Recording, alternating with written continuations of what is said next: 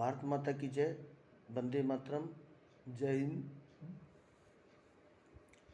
सभी सनातनी भाइयों को नमस्कार। राम राम। जय सिया राम।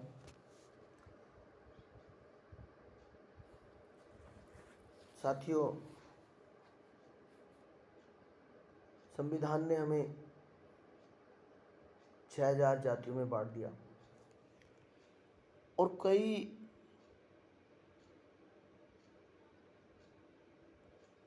पढ़े लिखे, शिक्षित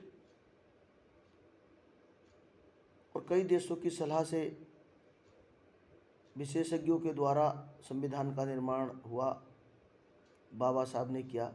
हम बाबा साहब भीमराव अंबेडकर को नमन करते हैं, उनका सम्मान करते हैं। वहीं एक व्यवस्था थी मनुस्मृति, जिसने हमें कर्म के अनुसार ब्राह्मण, क्षत्रिय, वैश्य और शूद्र में बांट दिया, जिसे आज कुछ लोग जला रहे हैं कि मनुस्मृति गलत है। भाइयों, यदि आप शास्त्र उठाकर पढ़ेंगे, पुस्तकों को, शास्त्रों का अध्ययन करेंगे, तो आपको पता चलेगा कि मनुस्मृति गलत नहीं है। और 4 वेद, 6 शास्त्र, 18 पुराण, रामायण, महाभारत, गीता, कोई भी ग्रंथ ऐसा नहीं है कि जो काल्पनिक हो और जो गलत हो। मैं सूरज सिंह प्रजापति, श्री शिव शक्ति 33 कोटि देव धाम मंदिर, ग्राम निवार मंडी का मुख्य महंत और सेवादार हूँ। और हमारे यहाँ 16 फरवरी 2025 में जब से मंदिर में प्राण प्रतिष्ठा का यज्ञ हुआ है, तब से लगातार पहले श्री शिव महापुराण, उसके बाद श्रीमद् भगवद गीता, फिर रामचरितमानस और इस समय महाभारत कथा का लगातार पाठ चल रहा है।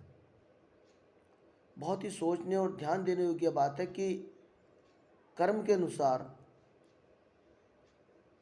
अनुसार व्यक्ति किसी भी जाति में पैदा होने के बाद ब्राह्मण भी बन सकता है, वैश्य भी बन सकता है, क्षत्रिय भी बन सकता है और शूद्र भी बन सकता है। यदि हम शास्त्रों की शिक्षा लेंगे, शास्त्रों को पढ़ेंगे, वैदिक यज्ञ होम करेंगे, पूजा पाठ करेंगे, अनुष्ठान करेंगे, तो हम ब्राह्मण हैं।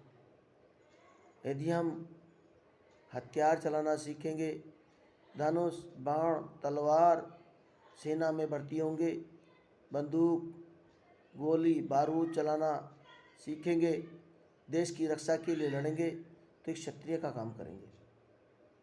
इसी प्रकार वैश्य और शूद्र का कर्म के अनुसार निर्धारण होता है। इसीलिए भाइयों, सभी से निवेदन है, चाहे वो किसी भी समाज का व्यक्ति हो, शास्त्रों को पढ़ें, शास्त्रों का अध्ययन करें और कर्म के अनुसार व्यक्ति का जीवन परिवर्तित होता है। प्रत्येक व्यक्ति का जन्म माता के गर्भ से एक ही रूप में होता है और वहाँ पर जैसी शिक्षा पाता है, जैसी संगति पाता है, व्यक्ति वैसा बन जाता है।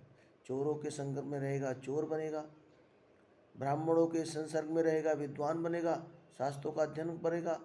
क्षत्रियों के साथ रहेगा, रण कौशल सीखेगा, तीरंदाजी सीखेगा, तलवार चलाएगा, तो क्षत्रिय बनेगा। शूद्रों के साथ रहेगा, शूद्र बनेगा। वैश्यों के साथ रहेगा, वैश्य बनेगा। इसीलिए हमारी पुरानी धार्मिक व्यवस्था कोई भी गलत नहीं थी।